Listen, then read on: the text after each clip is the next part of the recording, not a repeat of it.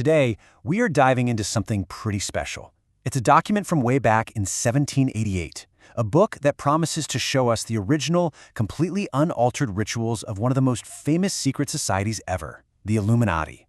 But honestly, what makes this so wild isn't just what's inside, but who is pulling back the curtain. So, let's just start with the publisher's promise right at the beginning. I mean, talk about bold. He's not just giving us a peek. He claims he's going to strip away every bit of mystery and show the Illuminati in all their nakedness. That is a massive claim, especially for a time when the world was in a full-blown panic about them. So, who is this guy making such a dramatic promise? You'd probably guess it's a high-level member who had a change of heart, right? Or maybe some bitter ex-member looking for revenge.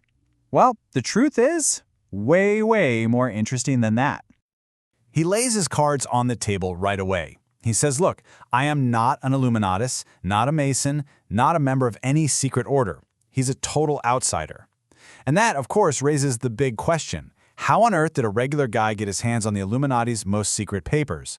He even uses their own lingo to describe himself. He calls himself Profane, which was the Illuminati's word for anyone not in the club, someone on the outside looking in.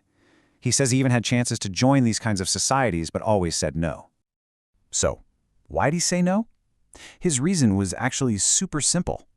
He looked at the men in these orders and just saw, regular, flawed people. He figured they hadn't found some secret truth that was any better than the basic golden rule he'd known his whole life.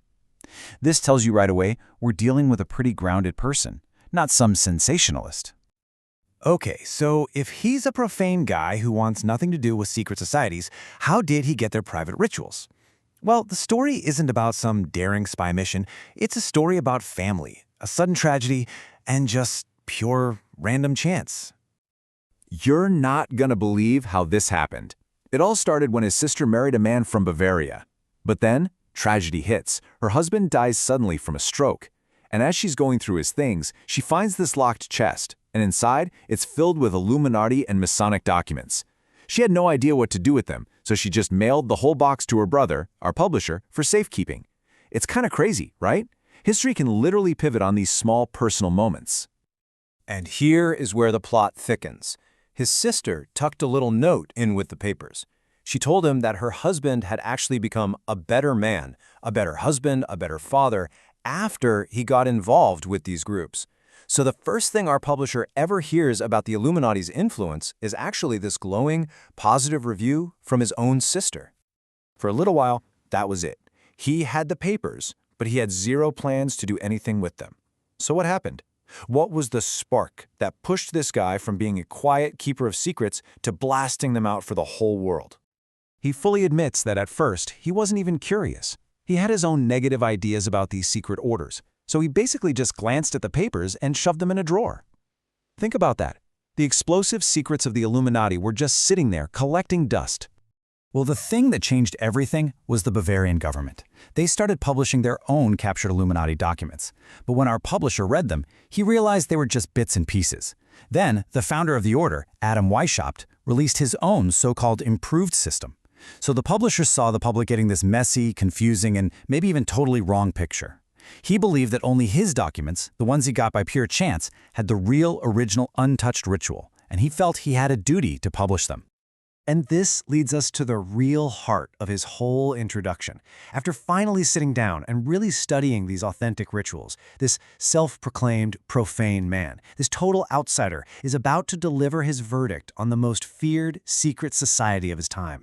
He zeroes in on the one question that was on everybody's mind. With all the government crackdowns, the propaganda, the fear, this was the debate. Are the Illuminati a threat to the church and the state or not? And his answer is stunning. After reading their secret rituals, their supposed grand plans, he finds nothing. He says with his common sense and simple faith, he saw nothing offensive in them. Coming from a neutral outsider with no dog in the fight, this was the complete opposite of what everyone was saying.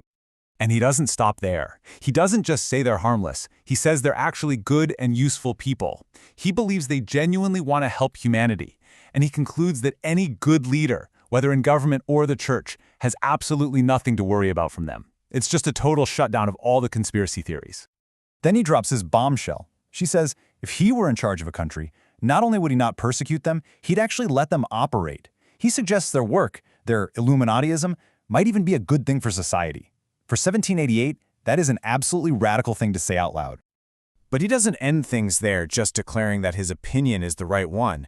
Instead, he does something really cool. He basically hands the final decision over to the public, to the reader.